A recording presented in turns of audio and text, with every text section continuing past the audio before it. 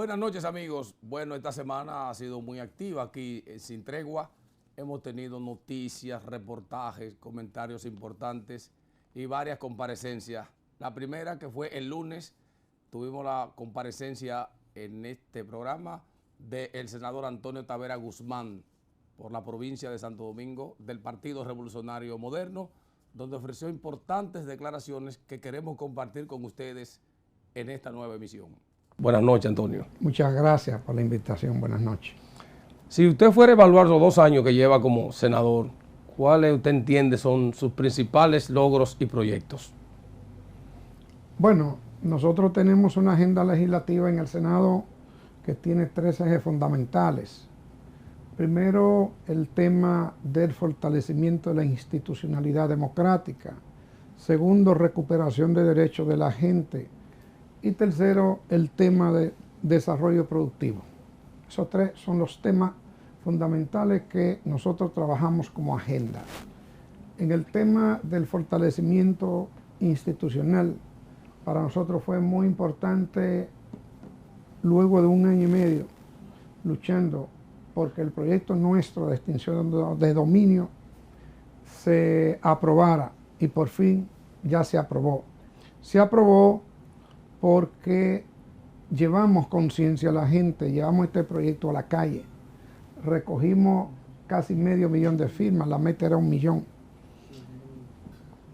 Fuimos a las universidades, a las academias, a los movimientos sociales, a las asociaciones de empresarios, a promover esta ley y explicar esta ley. Fuimos a muchos espacios de comunicación y finalmente salimos a promoverla a la calle, a hablar con la gente y a recoger firmas. Y eso dio como fruto que esa ley se aprobara. Entonces, eso fue un gran logro, mucha lucha, pero por fin logramos aprobar ese proyecto de ley nuestra. Tenemos también corriendo en el Senado una ley muy importante para el fortalecimiento institucional, que es la ley de conflictos de intereses en la función pública, para organizar todo el funcionariato, para que no haya ningún tipo de conflicto de intereses cuando un funcionario va a una función pública. Tenemos también algo importante para el deporte, que es una ley de mecenazgo deportivo. También está corriendo en el Senado. El deporte está consagrado en nuestra Constitución como un derecho y es parte de nuestra agenda legislativa.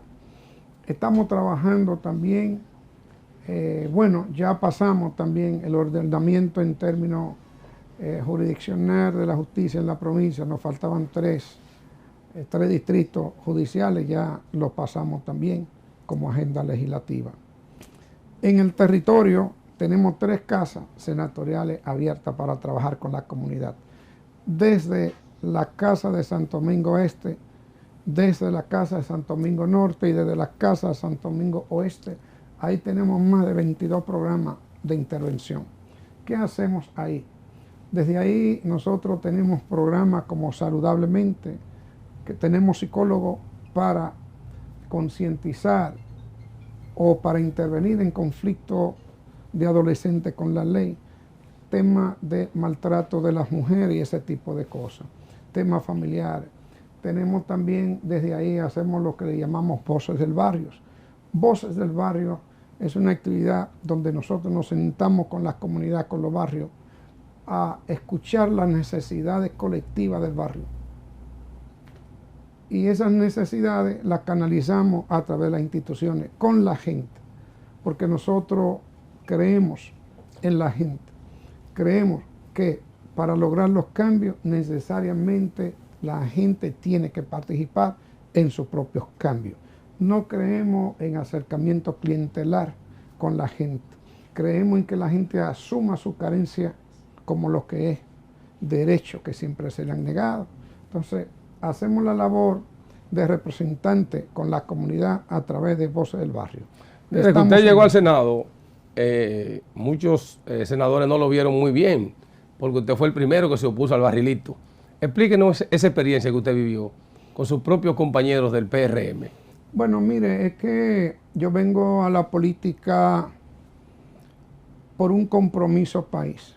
Vengo a la política desde joven, a través de los movimientos sociales, luego a través de la asociación empresarial, y siempre he abogado por la transparencia en el uso de los dineros públicos. Siempre he abogado porque ya este país se acabe la dañina impunidad que históricamente hemos tenido y que tanto daño le ha hecho. Entonces, a mí la cosa opaca no me gusta ni me interesa. Entonces, esos son fondos que se le dan a un senador y esos fondos son poco auditables. No estoy diciendo que nadie se lo coja, eso habría que investigarlo, ¿no? Sino que son poco auditables. Entonces no quiero que nadie absolutamente conmigo se equivoque. ¿Me entienden? Entonces, además, el senador no está para eso. No está para coger 2 exoneraciones y venderlas. No está para eso. Eso es un crimen. Entonces, el uso de los dineros públicos tiene que ser transparente desde el presidente hasta el más pequeño de los funcionarios. Porque además, esto es un pueblo que ha sufrido mucho el tema del abandono de los gobiernos y las políticas públicas que no van al desarrollo de la gente. Y muchas veces no es solamente la visión y la carencia de visión política, sino el tema del robo del dinero público. Estoy acompañando a Luis Abinader en este gobierno como senador, porque es una persona que es honesta, está comprometida con este país y han manejado el dinero público de manera transparente.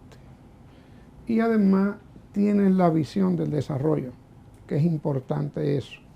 A pesar de que estos 2 años han sido los peores 2 años, los últimos 100 años, por las pandemias, por la guerra y todo el impacto que esto ha tenido en nuestra economía.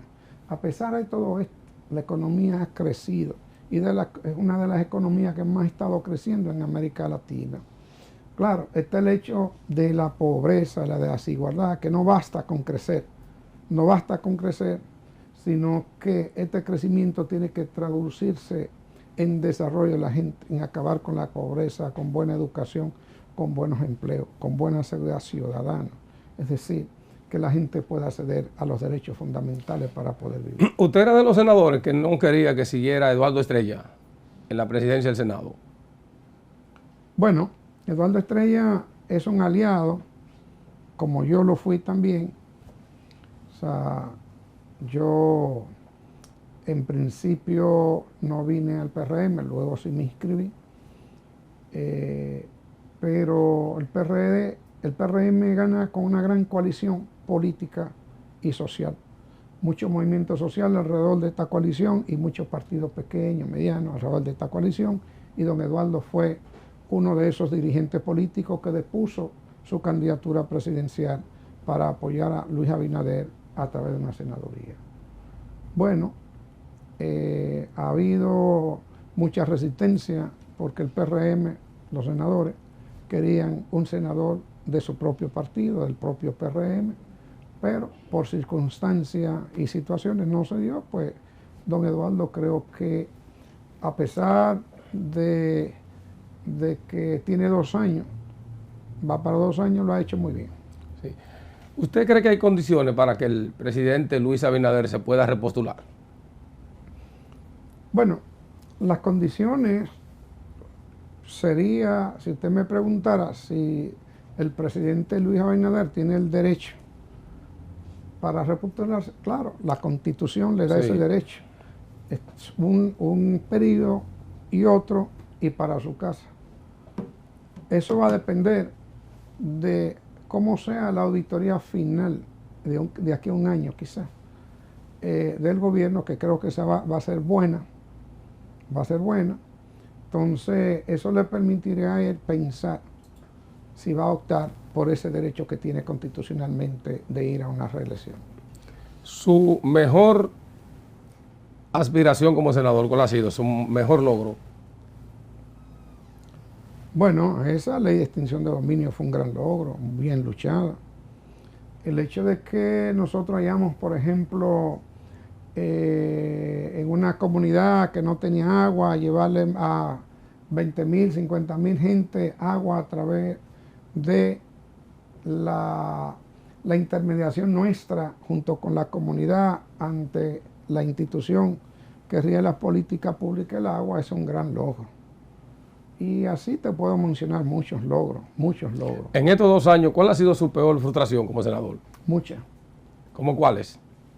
Bueno, a veces las circunstancias no dejan que tú pues impulses los cambios con la rapidez que tú quieres. Entonces son circunstancias, son realidades concretas. El Senado es una representación y el Congreso de esta sociedad. Esta es una sociedad enferma también. Entonces también suceden muchas cosas ahí adentro que no son precisamente discusiones de carácter política, ni ideológica, ni diferencia. Entonces, nada, lo que yo más quisiera es tener a compañeros congresistas, senadores, discutiendo proyectos sobre la mesa con la visión de hacer avanzar este país. Y que la diferencia sea diferencia de visión nada más. ¿Te entiendes? Desde el Congreso, ¿cómo ve usted los casos de corrupción que está ventilando la justicia dominicana actualmente? El país ha entrado en un nuevo ciclo político. Siempre lo estoy diciendo. Esta coalición encabezada por el PRM fue gobierno, fuimos senadores, gracias a ese nuevo ciclo político que está protagonizado por la gente. Y un signo distintivo de este nuevo ciclo político es la auditoría permanente de la gente hacia todo lo que hacemos vida pública. Entonces, nosotros prometimos Ministerio Público Independiente. Hasta ahora hemos logrado por lo menos la cabeza. Hemos prometido una Cámara de Cuentas independiente, la hemos logrado. Entonces, pienso que en ningún gobierno anterior, y lo puedo analizar, sobre todo después de la democracia del 78 para acá, había tenido tanto proceso abierto de corrupción contra verdaderos corruptos. No persecución política, porque yo también he dicho muchas veces, y lo repito, que los malos políticos, después que van al Estado a robar, se quieren esconder detrás de la política para decir que son persecución política, para que este pueblo no sepa todo lo que se han robado, todo lo que le han quitado. Entonces yo lo veo muy bien y vendrán casos mayores, Y esa Procuradora General de la República hay que apoyarla permanentemente, ese equipo hay que apoyarla. Y nosotros tenemos que presionar para que más casos salgan a la luz pública. Este país tiene que conocer el saqueo al cual fue sometido durante los últimos años en este país. ¿Cómo valora usted la gestión de Manuel Jiménez como alcalde de uno de los municipios más grandes del país, que es Santo Domingo Este? Es un municipio muy difícil de gestionar. Es el más grande, como usted dice. Manuel ha tenido alguna situación con proveedores de basura. Sí. Con proveedores de basura. Sí. Rescindió el contrato, por ejemplo, de la compañía que tenía ahí. Le han hecho a veces la vida imposible. Que estaba sobrevaluada la tonelada de basura. Eso dicen. Sí. Eso se dice. Sí. Entonces, esto le ha traído muchos problemas.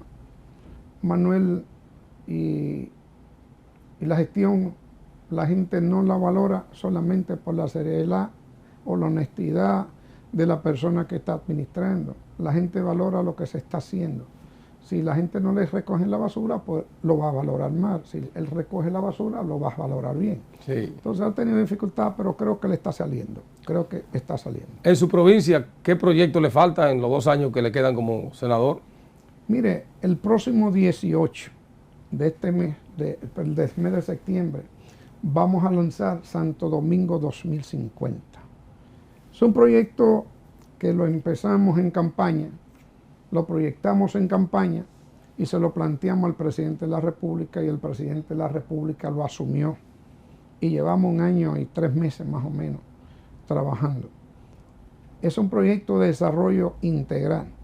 Se llama Santo Domingo 2050 porque es un proyecto a corto, mediano y largo plazo.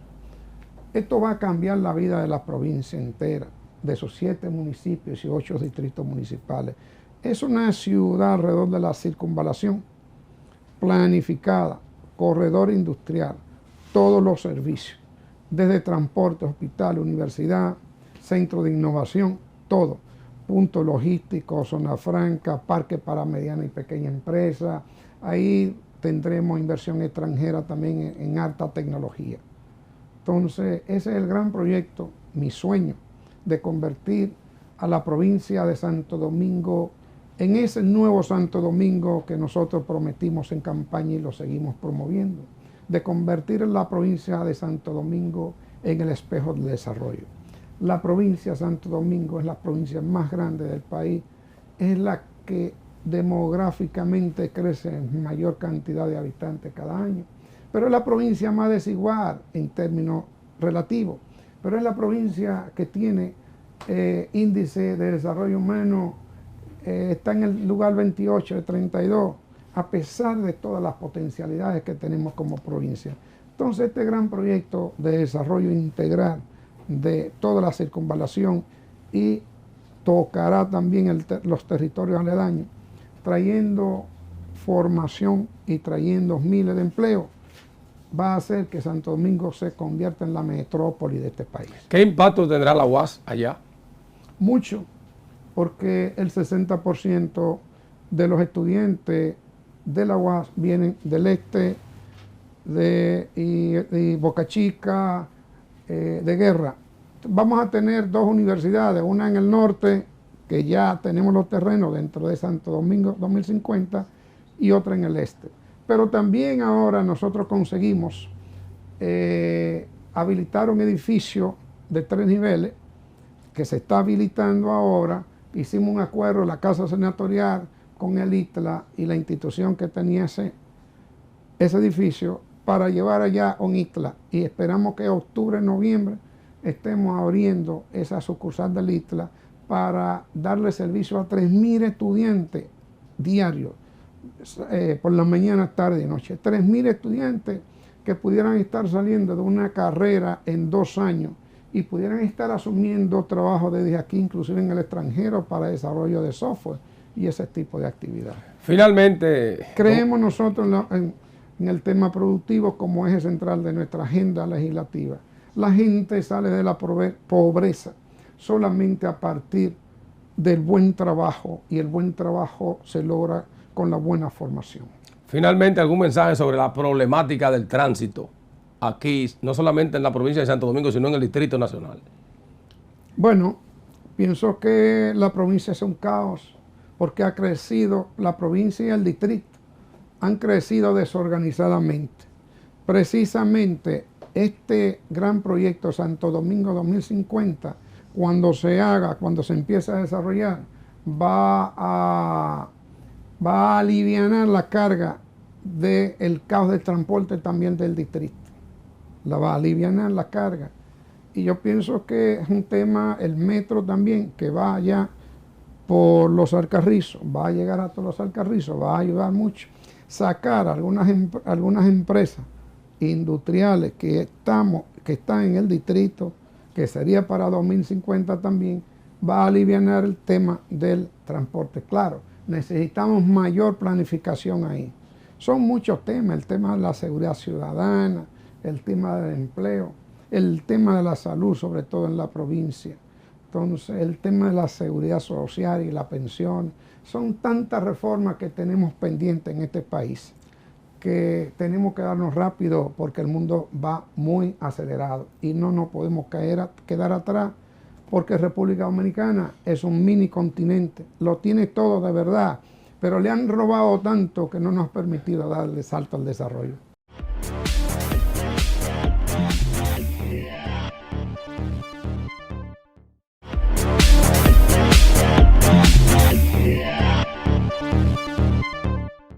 Continuando con nuestra oferta informativa y de comentarios, tuvimos el martes la comparecencia del dirigente político Guido Gómez Mazara. El doctor Mazara hizo un recuento del gobierno de Luis Abinader, expresó sus posiciones frente a la alta dirigencia del partido y la defensa de las bases del PRM. Vamos a compartir con ustedes esta interesante entrevista. Tenemos la comparecencia esta noche con nosotros y con todos ustedes del doctor Guido Gómez Mazara, dirigente del Partido Revolucionario Moderno PRM, y considerado un líder de las bases de ese partido. Además, con un discurso bastante importante e innovador en la carrera política de la República Dominicana. Para nosotros es un placer, Guido, que tú hayas aceptado venir a compartir con nosotros esta noche. Gracias, hermano. Un placer estar con usted. Bueno, hay tantas cosas que hablar. Vamos a hablar, por ejemplo, de las últimas decisiones judiciales. ¿Cómo la ve el doctor Guido Gómez Mazara? Mira, desde el punto de vista de la intención del Ministerio Público, en lo que concierne a doña Miriam, doña Jenny, el magistrado Camacho, yo me reitero que el acierto fundamental de esta administración es la designación de ellos. En la dirección de que han sido capaces de traducir a la población la idea de que no tienen vínculos ni lazos con la estructura de los partidos políticos y fundamentalmente el partido gobernante. Eso es un paso de avance importantísimo, de mucha significación, y que cuando tú analizas, por ejemplo, los procesos, los sometimientos, inclusive la jerarquía social de muchos imputados, tienes que llegar a la conclusión de que también han sido duros con sectores que históricamente nunca eran alcanzados por la justicia.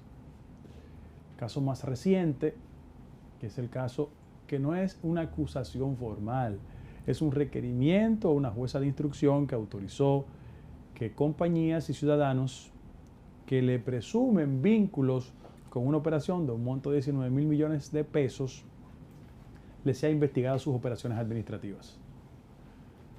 Cuando tú analizas las compañías, los nombres, te darás cuenta que no estamos frente al típico proceso de impugnación en materia de corrupción donde hay dirigentes políticos tradicionales o gente que pertenece a sectores que en la pirámide social dominicana están del medio hacia abajo. No, es con otra clase de personas, en términos sociales. Yo creo que todos somos iguales frente a la ley. Y eso es una señal positiva, importantísima. En lo que concierne al otro aspecto que también impactó, que tiene que ver con la facultad de uno de los magistrados del país concerniente a cambiar la medida, que es una variación de medida, al margen de las especulaciones que se puedan hacer, en buen derecho y técnicamente, los transformados en su estatus a prisión domiciliaria de conformidad con el ordenamiento legal dominicano procedía, porque habían excedido los 18 meses. Eso, yo conozco ese expediente perfectamente. Yo no tengo la menor duda que cuando conozca el fondo, la decisión va a ser ratificada. Yo soy una persona que cree que los aspectos de la justicia tienen que ser siempre inspirados en el debido proceso, para que nadie esgrima como argumento persecución de ninguna naturaleza. Y la señal que tenemos en la sociedad respecto al tema de la corrupción va por buen camino en la medida que doña Miriam, doña Jenny y el magistrado Camacho estén orientando el comportamiento del Ministerio Público.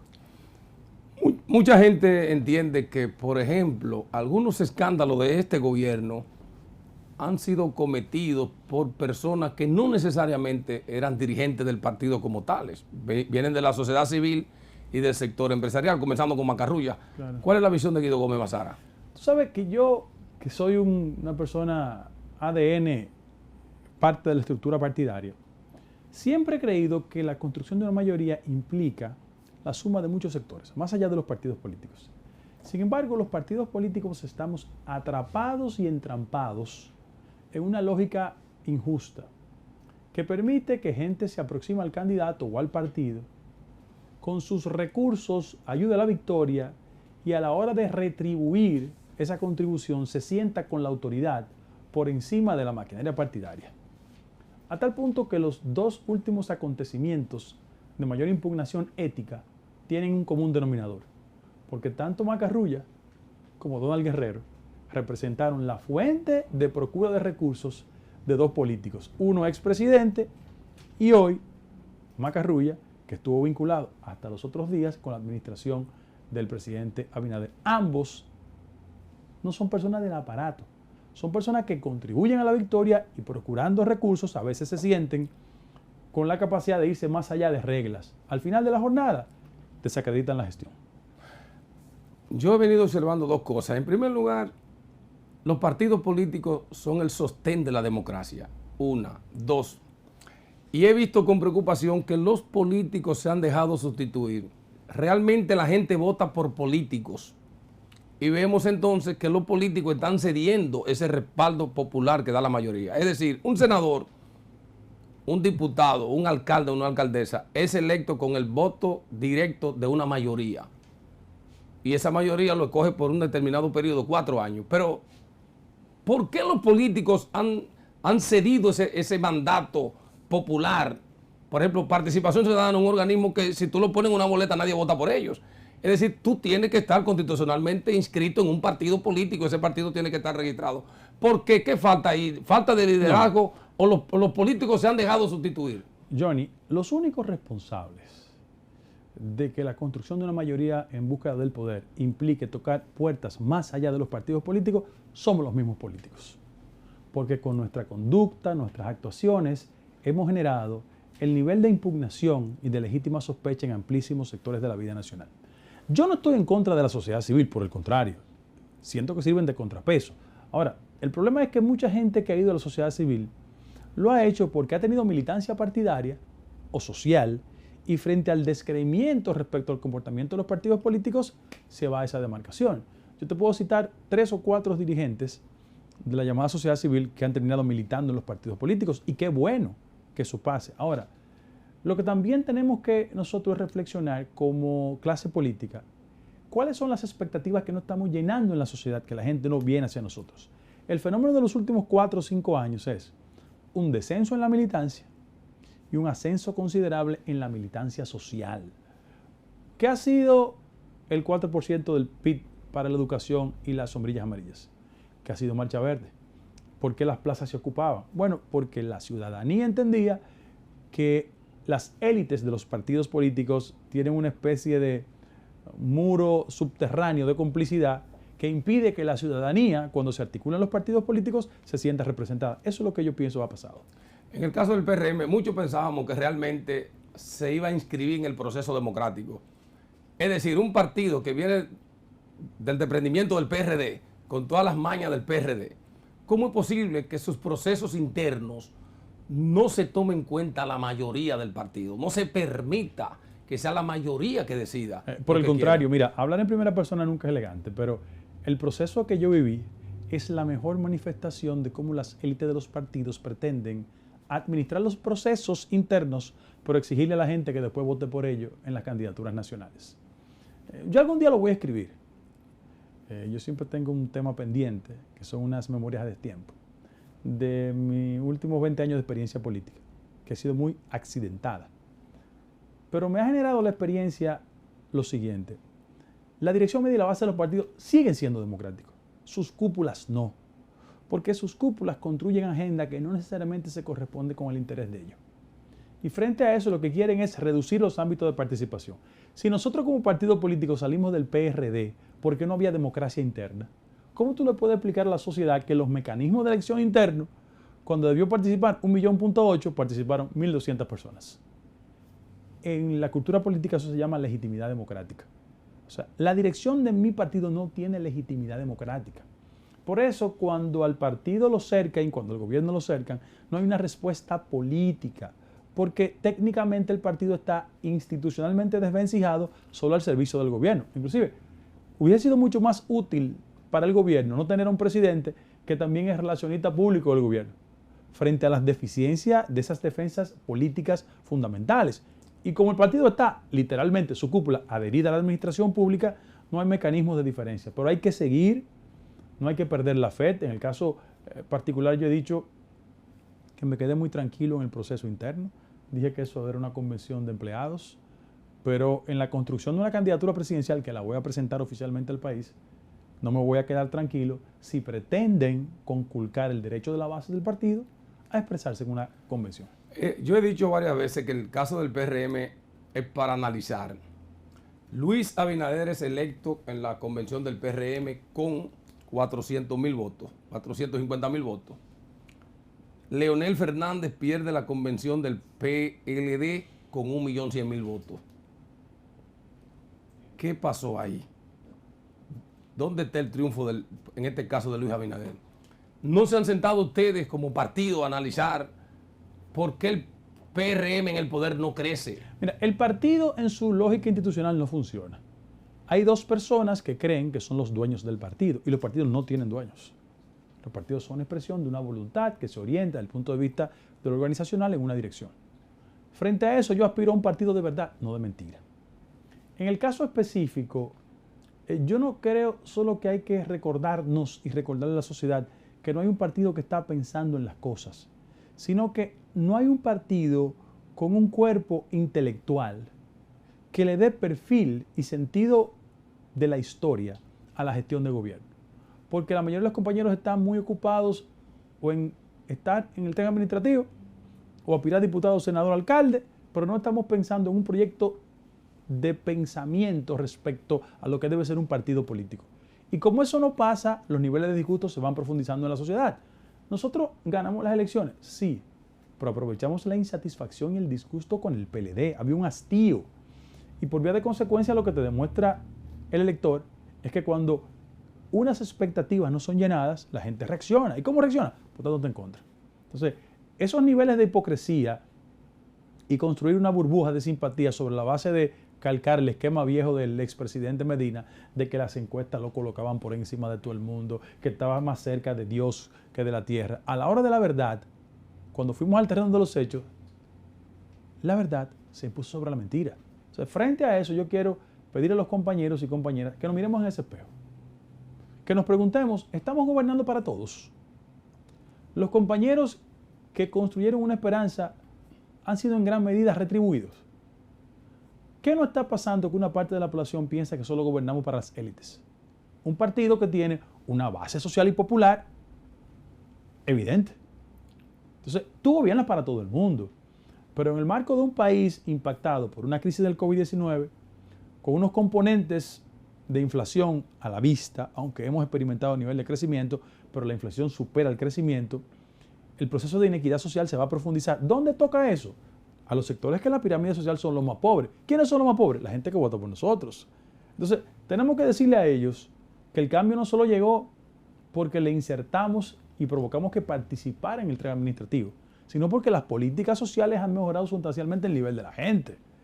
Y cada vez que yo escucho y leo cifras estadísticas que experimentan nivel de crecimiento, que es cierto, la reflexión que me viene a la cabeza es la siguiente. Cuando la economía crece, ¿quiénes crecen? ¿Mejora el poder adquisitivo de la gente? ¿Tenemos más recursos en los bolsillos? Cuando vamos al supermercado, adquirimos más alimentos. O sea, ese es el drama de las democracias modernas. Ya el tema de discusión fundamental no es el ideológico. Es que sociedades con un mayor nivel de desarrollo que el nuestro, como la chilena, ¿verdad? Como la hondureña, que no tiene el nivel de desarrollo que nosotros, pero está ahí, como la mexicana, como la colombiana, han provocado estímulos electorales para los outsiders porque no se sienten cómodos con el comportamiento de los partidos políticos, pero no por la carga ideológica del pasado y de la Guerra Fría, sino porque los gobiernos no resuelven el problema de la gente. ¿Te han llamado a ti para desempeñar algún cargo en el gobierno? Ah, sí, desde la transición, sí. ¿Y tu posición es no aceptar cargo? No, pero lo dije desde la transición, por un fundamento. Si yo estuve, previo al éxito electoral, impugnando en los tribunales el caso del ex procurador, de Cáceres y del ex ministro de Obras Públicas, no era elegante que yo estuviera en eso y en el gobierno. Pero además, yo creo que hay múltiples maneras de contribuir con una gestión, no necesariamente siendo empleado público.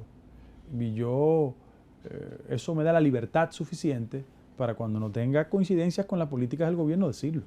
A 2 años, si usted fuera a evaluar a Luis Abinader, ¿cómo evaluaría sus primeros 2 años de gestión? Hay aspectos positivos. Yo pienso que el presidente y su equipo económico han dado muestra que tienen la capacidad de colocar en los rieles de una restauración del ritmo de crecimiento. El factor inflacionario nos está impactando, es un fenómeno global. El salario, por ejemplo, y saludo la iniciativa del CONEP, estableciendo la posibilidad de que se incremente el salario. La relación de productividad y salario es más o menos de 20%. Lo que deben proyectar es un aumento salarial de 20% con respecto al salario mínimo. Sin embargo, el poder adquisitivo del salario en el país en el último semestre ha descendido 10%. Y el el empleo se ha reducido en el sector formal en 2% y en el sector informal en 8%. Esos son los desafíos que tenemos pendientes.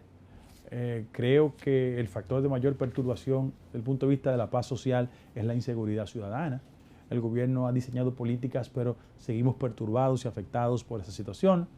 Y mientras la democracia no sea capaz de resolver los problemas de mejoría del nivel de vida de la gente, de mayor calidad en el empleo, de sobre todas las cosas de inversión y de una mejoría en los ámbitos del servicio público como transporte, salud, educación, siempre habrá una impugnación para el modelo democrático. Bueno, usted va a rodar por la candidatura presidencial, ya lo ha dicho. Hasta los chinos de Bonao saben. Ok, pero ¿cómo pretende que sea el proceso? Abierto, como siempre lo ha sido. O sea, no hay una excusa para que un presidente en ejercicio que pretenda ser candidato no construya la legitimidad democrática entre los suyos. Tú no le puedes decir a los tuyos, no voten por el candidato y pedirle a la sociedad dominicana que le vote. La gente me dice, Guido, competir contra el poder, eso es lo más fácil. En la historia política dominicana, en lo que concierne al partido, cuando Guzmán quiso imponer a Magluta, ganó Jorge Blanco. Cuando Jorge Blanco pretendió imponer a Peña, ganó Jacobo. El que daba empleo era Fello, ganó Hipólito. Y Luis Abinader le ha dado 2 pelas a Hipólito internamente y nunca dio un empleo. O sea, yo no sé por qué la gente se preocupa por esa situación. No, vamos a competir con una propuesta transformadora, conectada con los sectores democráticos del partido, del país, y sobre todas las cosas generar la idea de que uno no gobierna para un sector, sino gobierna para todos los dominicanos.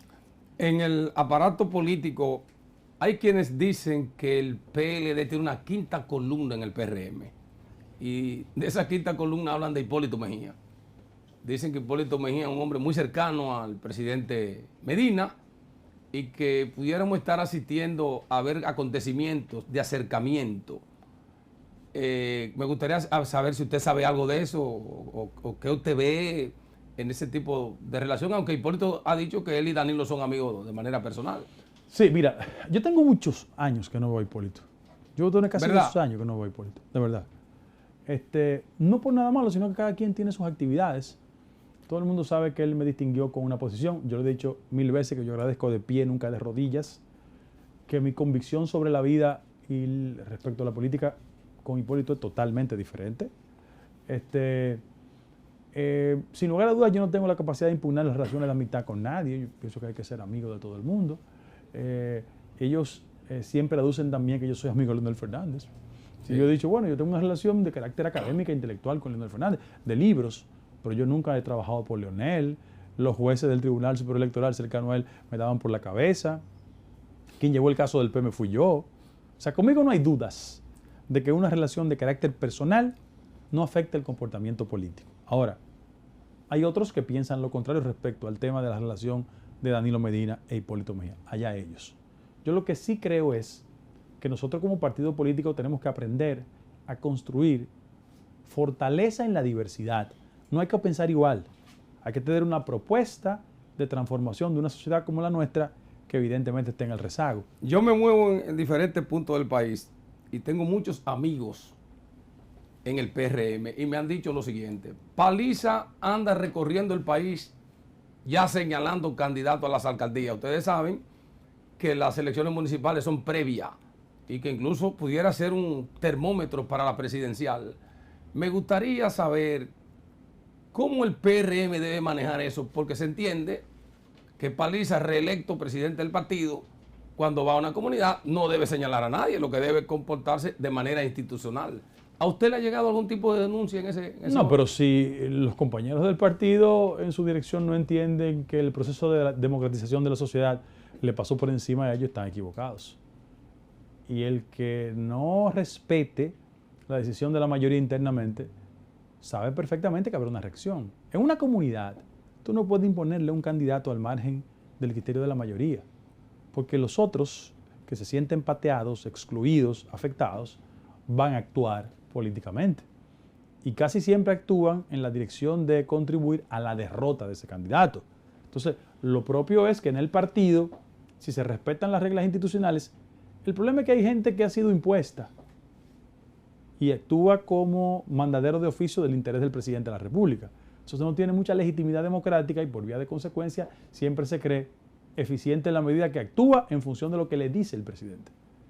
En este caso, yo aspiro y espero que toda acción para elegir a diputados, regidores, alcaldes y senadores goce de la voluntad democrática de la base del partido que se exprese. Para muchos, este es el Congreso de los préstamos. ¿Qué piensa Guido Gómez Mazara? Bueno, la relación de endeudamiento al 16 de agosto del año 2020 era 40.444 millones de dólares. Hoy se ha disparado a 51.000. La actual gestión ha contribuido a un incremento de 22% en el monto de la deuda. Y el fundamento del monto de la deuda casi siempre son los préstamos.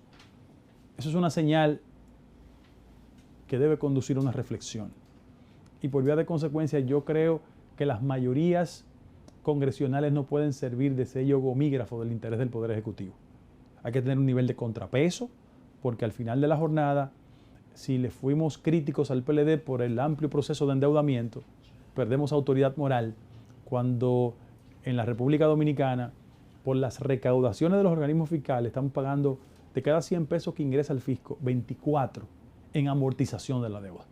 Eso es un factor que nos debe mover una reflexión y amerita un comportamiento diferente en el Congreso sin que esa diferencia implique obstruir la función y el desempeño del gobierno. Bueno, alguna reflexión final ya al término de la entrevista. Para nosotros siempre es un placer compartir contigo. Darte las gracias a ti y decirle a los amigos que nos sintonizan que la batalla democrática en el país es el esfuerzo constante por saltar todos los obstáculos posibles. Que a pesar de que hay un proceso de democratización de la sociedad, todavía hay mentalidades primatex que prevalecen en los partidos políticos, en los gobiernos, en los medios de comunicación. Y tenemos que ser mucho más inteligentes que ellos, avanzar hasta conseguir la meta que sea una real etapa de modernización y democratización de la sociedad.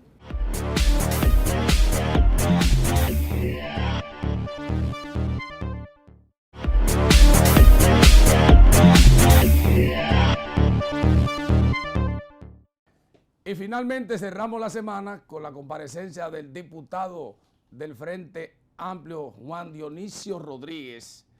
Así es que gracias por la sintonía, nos vemos el lunes. Para esta parte hemos invitado al diputado del Frente Amplio, Juan Dionisio Rodríguez, con quien vamos a aprovechar este momento para conversar con él muchos temas importantes. Buenas noches, Dionisio. Buenas noches, Johnny. Buenas noches a los amigos televidentes de Sin Tregua. Aquí no le dan tregua a uno, pero bien, estamos aquí. Sí.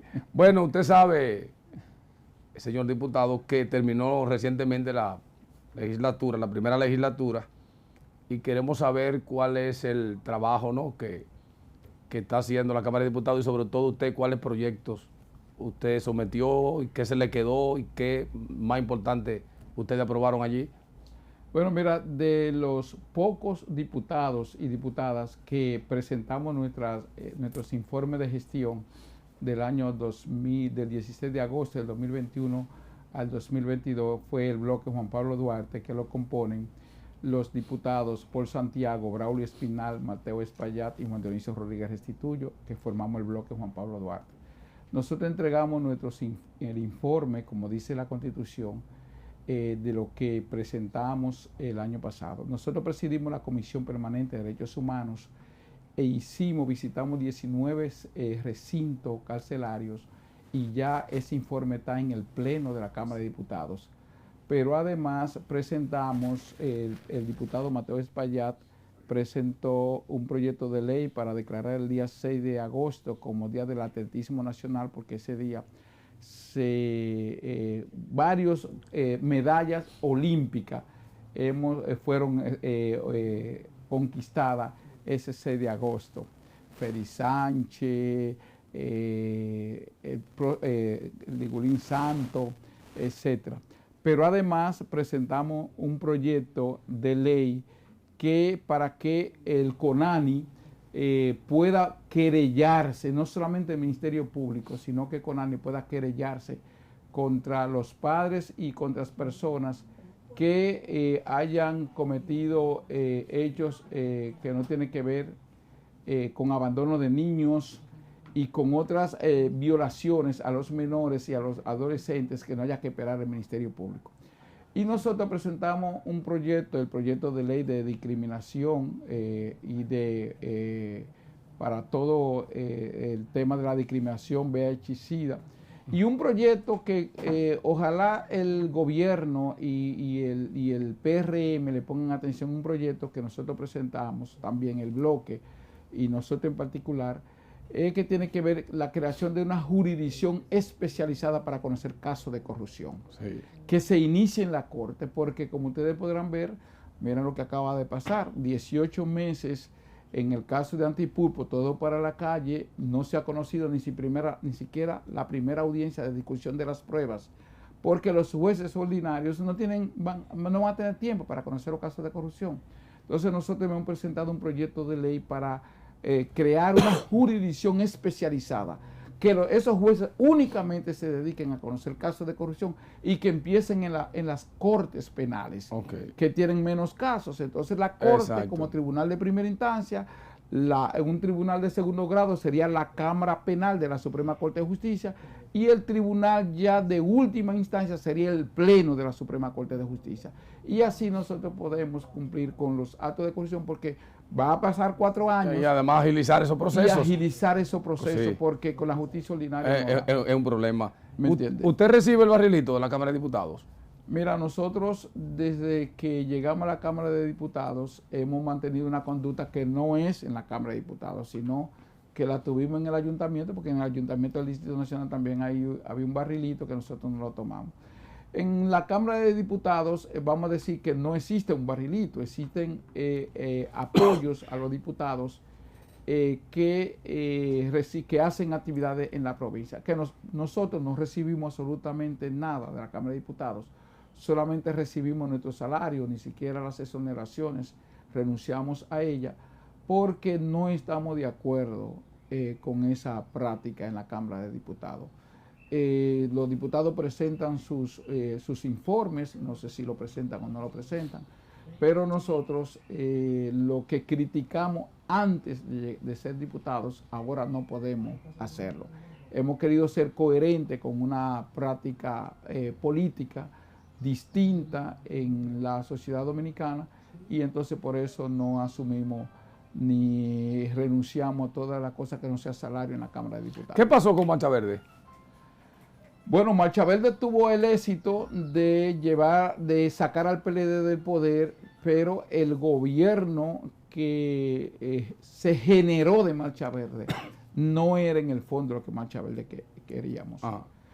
¿Por qué? Porque fíjate que en los demás países, en el caso de Honduras, para poner un caso, Xiomara Castro, hubo una gran movilización en el Comité de Resistencia para el regreso de su país. Toda esa movilización terminó siendo ella la presidencia. En el caso de Perú, Pedro Castillo, una gran movilización en términos de profesores en el 2017, y al final terminó él siendo presidente. En el caso de Boris, con Apruebo Dignidad en Chile, una gran movilización de todo el movimiento estudiantil, él terminó siendo presidente. Aquí, en el caso de Marcha Verde, el que menos se movilizó fue Luis Abinader, un burgués honesto en el caso, pero burgués al fin fue el que se benefició de Marcha Verde.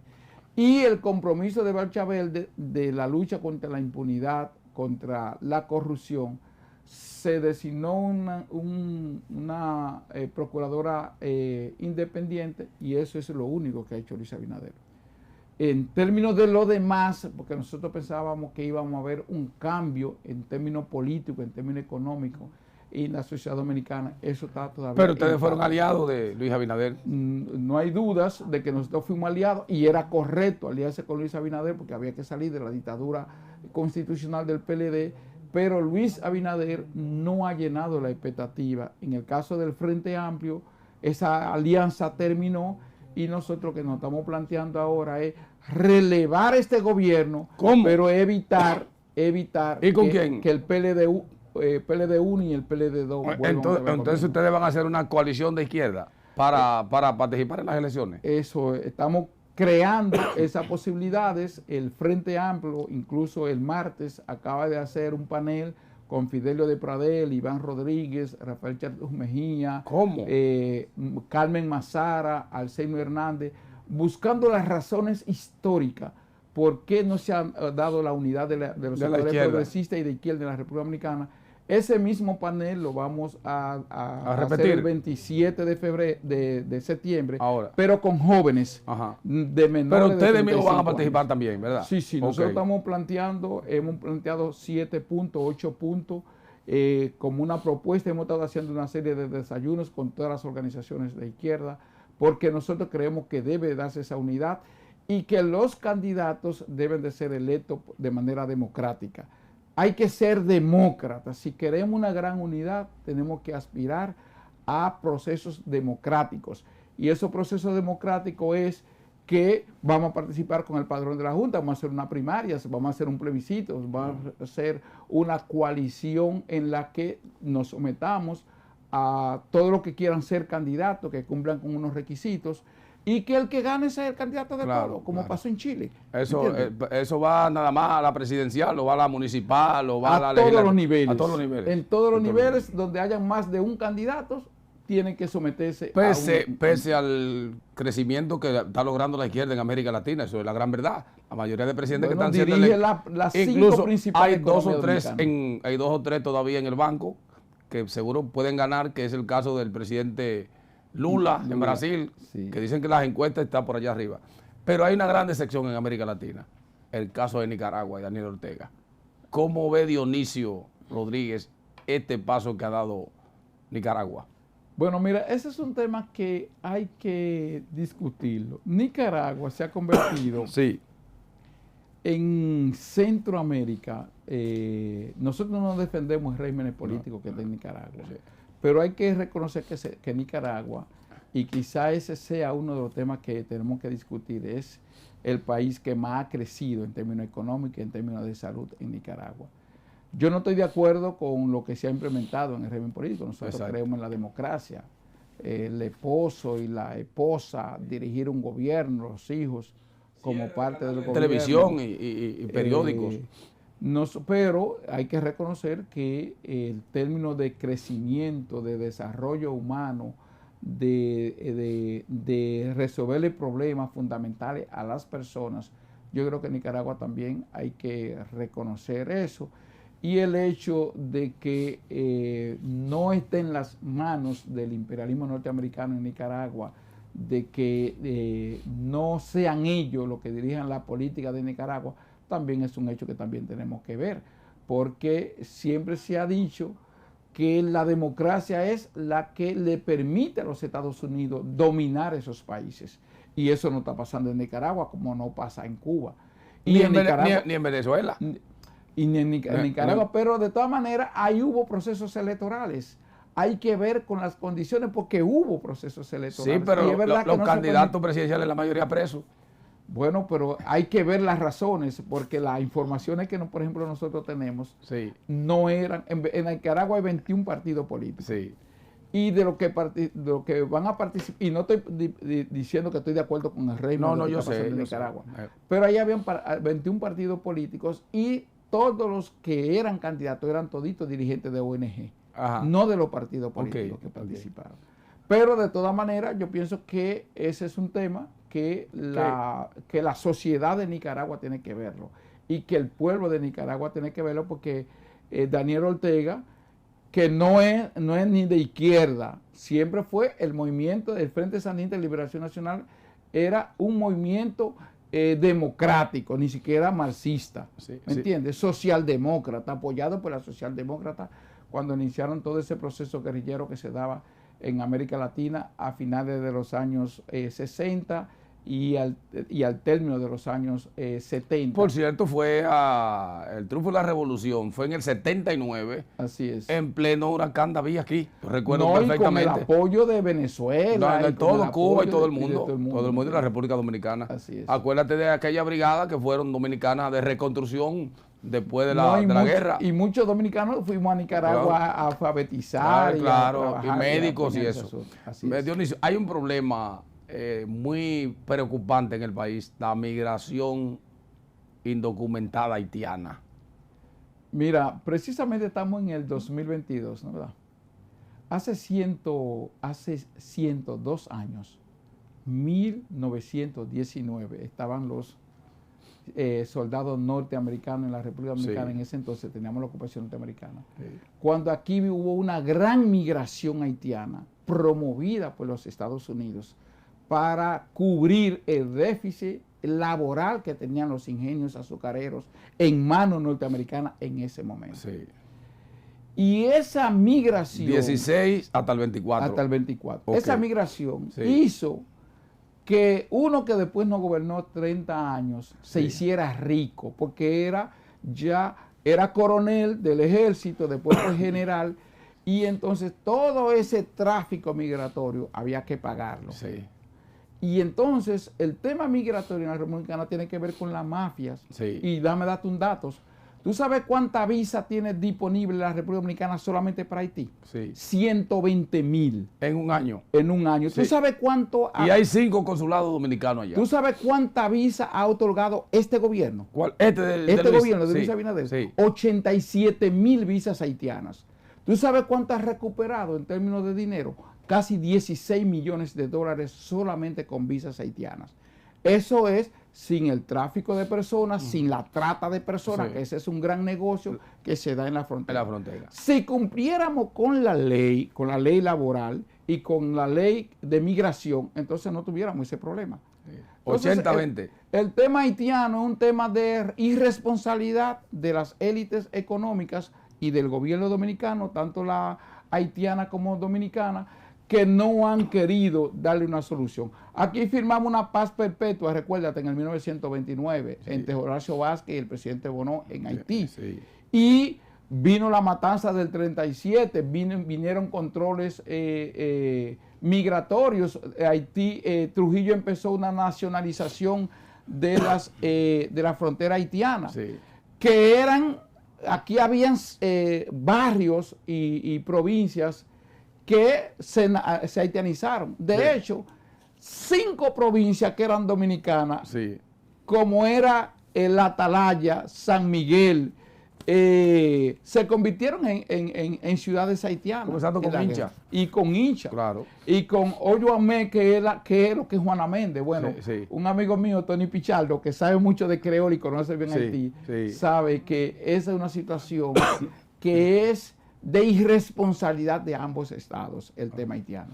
Gracias al diputado Juan Dionisio Rodríguez por compartir con nosotros. ¿Algún mensaje final para todo el pueblo dominicano? Bueno, decirle que en el Frente Amplio hemos tratado y estamos tratando de hacer la política distinta. Por ello hemos creado un espacio cultural. El Frente Amplio está trabajando la cultura y la política, porque culturalizando la política. El próximo sábado empezamos clases de contrabajo. Vamos a poner en los locales del Frente Amplio instrumentos musicales, bibliotecas para dar clases de música, clases de idioma y también para aprender políticas, porque necesitamos una política distinta, una gran unidad para relevar el gobierno actual, pero evitar que el PLD 1 y el PLD 2 vuelvan al gobierno.